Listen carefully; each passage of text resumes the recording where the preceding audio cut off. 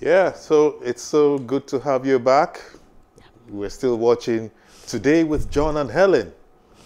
And Okechukwu Ogunjiofor, popularly known as Polo, is the father of Nollywood. He's a multiple award-winning creator, filmmaker, actor, writer, and publisher, and a very dear friend. He is the pioneer producer of Nollywood, the global Africa brand with the fame Living in Bondage, very popular. In 1992, he is the president of the African Audio-Visual Awards sector. Oke is a peace and culture ambassador with great passion for youth empowerment. He's an alumnus of UCLA, that's School of Theater, Film and Television Studies, University of California, and also holds a Bachelor's of Science, BSc in Government and Public Administration from the Imo State University. He's a graduate of Television College Jos, as well as a Documentary Masterclass certificate holder from the United States of America. Okay, I give you hand. It's quite a handful. And so as we take a look at the social impact of entertainment on today's show, we will feel a peculiar buzz from the vibrancy and youthful energy being infused into the industry. So, let us welcome Okechukwu Ogunjiofor, a dear friend of mine and the father of Nollywood. Good morning, Okechukwu. Good morning, Helen. Good morning, John. Good morning, Okechukwu. I'm so jealous. My pleasure to be here. I'm so jealous. I remarked that Helen has said he's a good friend of mine. Dear friend. She said it up to 20 times. We've come a long way. We've come a long way, right from John. So yes, you're welcome, sir. Thank you, sir. Thank you, sir. Okay, so Okechukwu, the subject matter, entertainment in perspective, and we're looking at the social impact. Kicking off, what would be your initial, your very first words if you're looking at this terrain? Well, I think my first word would be that entertainment has actually impacted not just Nigeria, but Africa and the world in such a way that no other product from Nigeria or Africa can. Entertainment has its own good and bad sides. And I think the reason why we're here talking about it is because of the positive aspects of entertainment, which, if I'm allowed to score, will be well above 80%. Because without entertainment, a man's life or the life of the society will just be drudgery. It will just be nothing to celebrate. But with entertainment everywhere, despite how ugly life turns out to be daily, despite what economic conditions throw at people daily, there is always that little light at the end of the, the tunnel that we look up to, and that is entertainment. Entertainment has been good to us as a people, because without it, I don't think Nigeria will be where we are today in the scheme of things. Look at what Nollywood has done. Look at what our music is doing globally. Look at what our youths have turned Africa to be in the global arena because of entertainment. Yes. I'm not sure there is any other brand from Africa that could have done that for us. Wow. Thank you. I hope I can call you okay. I know I know that we haven't come way back from Jos, but John is jealous. I'm jealous. I'm really, I'm very, very jealous. Now, but the funny thing about it is that I am very far away from Helen now, and you that is very close to her is this jealous. I wonder what you would do if I was very close. You see. Thank you for making me feel good. Now, okay. As we take a look at the social impact of entertainment in our lives, we see this peculiar vibrancy and infusion of youthfulness. There's this youthful energy that's been infused into the industry. Don't you think that our youth are taking this bull by the horns, something we didn't do in our times? Or are we just like imagining it? We are not imagining it. Honestly speaking, let me start by saying that youth, the word youth signifies energy. It signifies expression. And when you do not harness this energy and give them the platform to express this energy, use it negatively in such a way that the society will blame themselves for it. And that's what has been happening over the years before, let's just say, in the early 70s and the 60s, 60s and 70s, yes. Then there were just a few people making films. Our entertainment industry was almost run by the foreign nationals. Sure. And so the youth of this nation didn't have the capacity or the platform to play, to express themselves. So we were left at the wings of those people who were the masters from abroad, you know, dictating what we watched and what we listened to. In those days, you will find Hollywood, you will find Bollywood, and some Chinese films holding sway in Nigeria. The only ones we could watch may be the pirated copies in the market. Yeah. The only music also we could listen to may be the Michael Jacksons of this world and all foreign influence that were coming in because of the type of music and the type of things we were watching from that time. So which meant that Nigerian audience, Nigerian youth and African youth per se, didn't have opportunity to express themselves, didn't have opportunity to tell their own stories, whether it was in music or in film.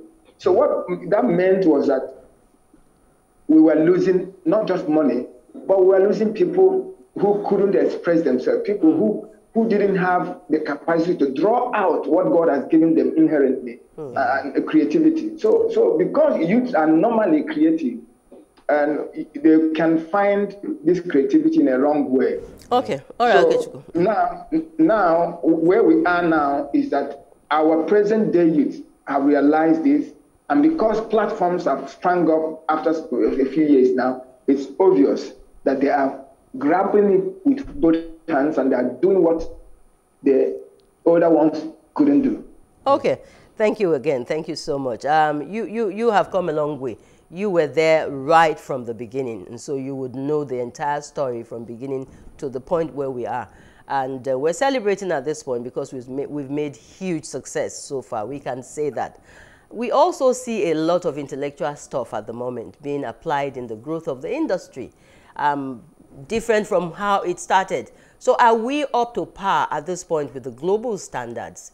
Now, let's look at technologically, let's look at the storytelling, let's look at the total package of entertainment. Now, you will understand that the storytelling quality of every picture is the same, whether it is in America or in China or in India.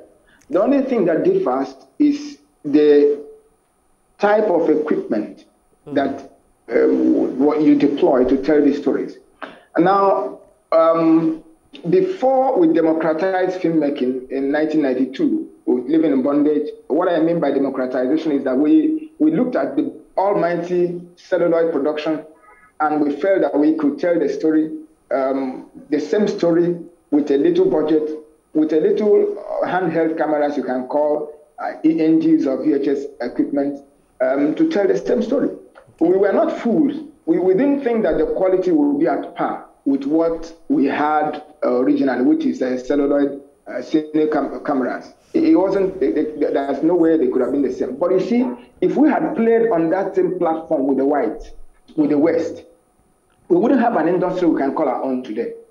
Because now we will be carrying coal to Newcastle, and it's not possible that we will sell. So it needed that we will reinvent the practice in such a way that it will be pocket-friendly to Africans, so that youths who are, you know, very energetic and creative can then leverage on this pocket-friendly format for filmmaking and still tell their stories and air their views to the whole world, even if the quality was not at par with what was existing globally. Very well said. But gradually now, we have begun to reinvent that practice, and constantly we've continued to improve on the standards technologically And even the quality of our story. I dare say that the quality of the stories we told back then are a little bit more sophisticated than what we're telling today in terms of thematic treatment. But yes, the equipment today are better because then we research stories very well before we told them.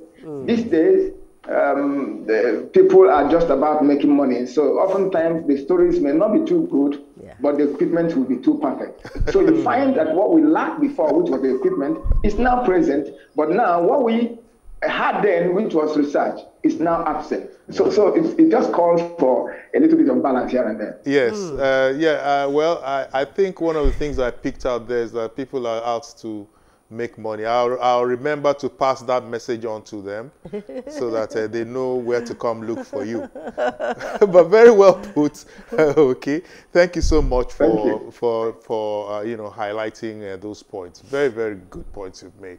Now, that growth pattern that we've noticed, no doubt it has a dark side to it.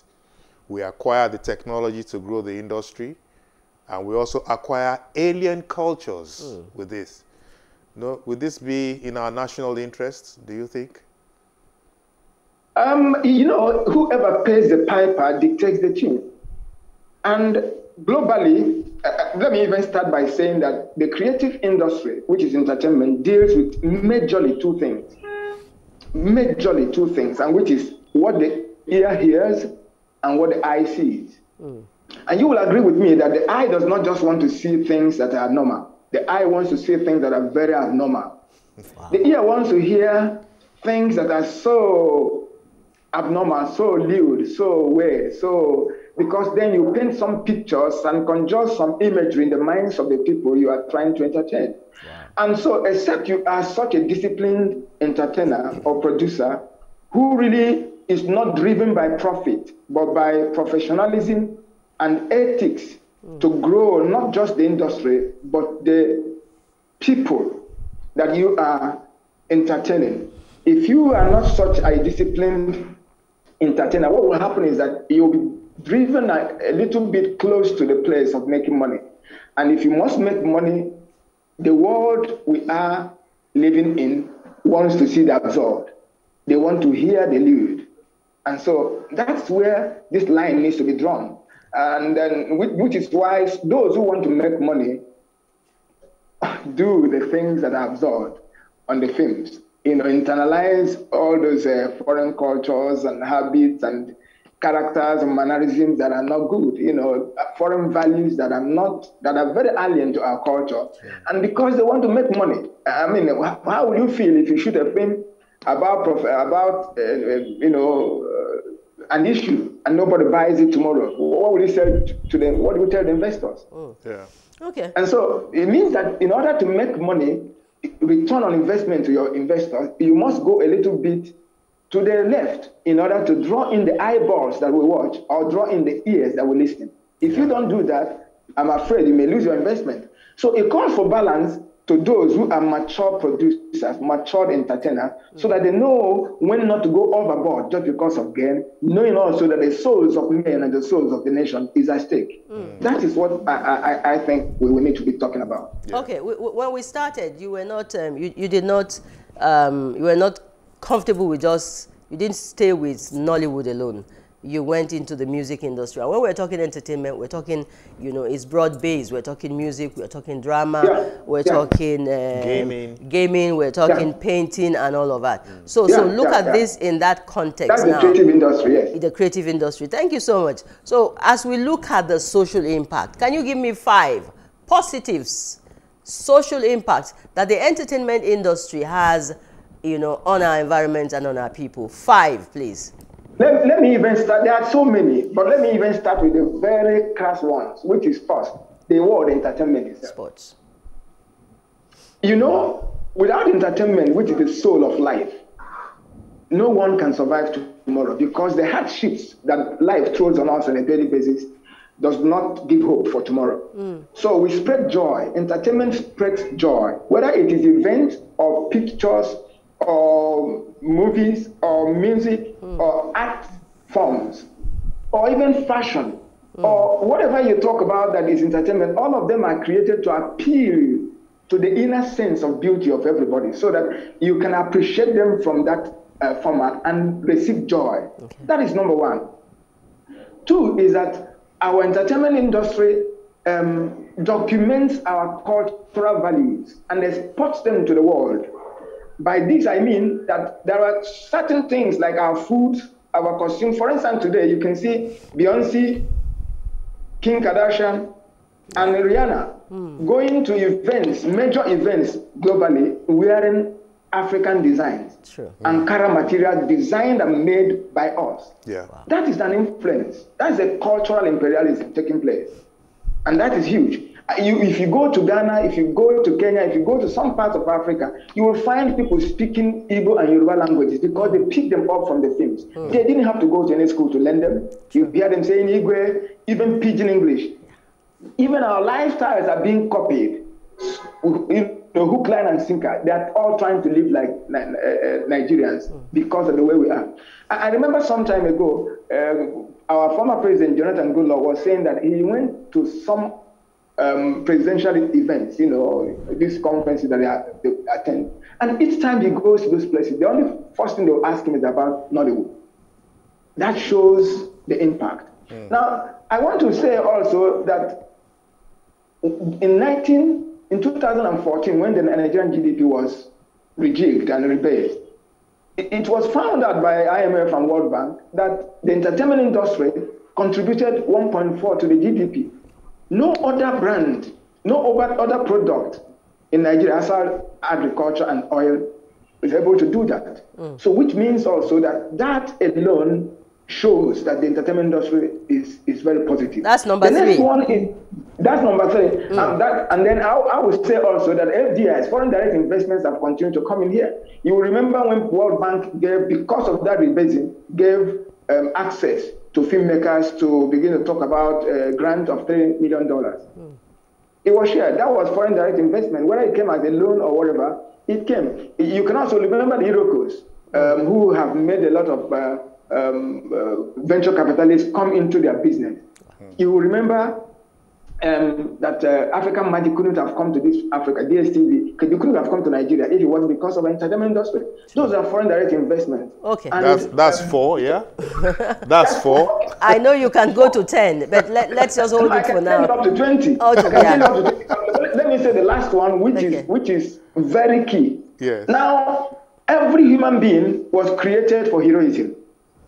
That's why when you look at the Maslow's law of hierarchy of laws, you will find out that every human being wants to be number one, numero wherever he finds himself. And so it makes everybody aspirational just to draw out, to do something that will make him stand out wherever he finds himself. And there's nothing that does that to the youth except the entertainment industry. Which is why, because of that aspirational capacity of the entertainment industry, you find out that a lot of our youth who would have ordinarily been unemployed on the streets of Nigeria and Africa are all gainfully employed or looking forward to being employed in the entertainment industry. Therefore, takes them away from criminal tendencies.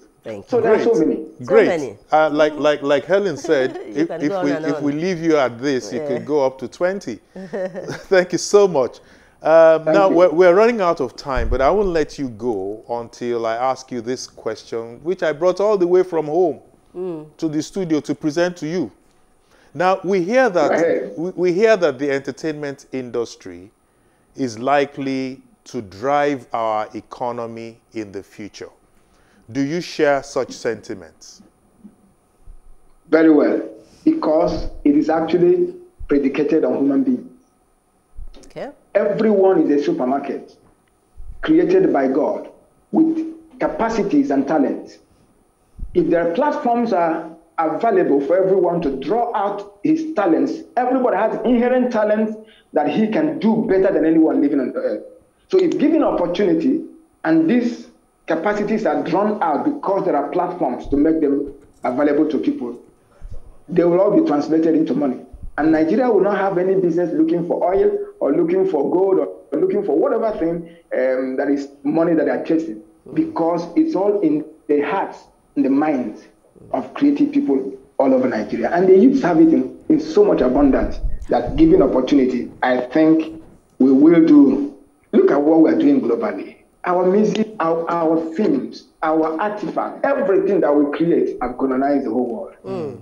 What more do we want to say about it?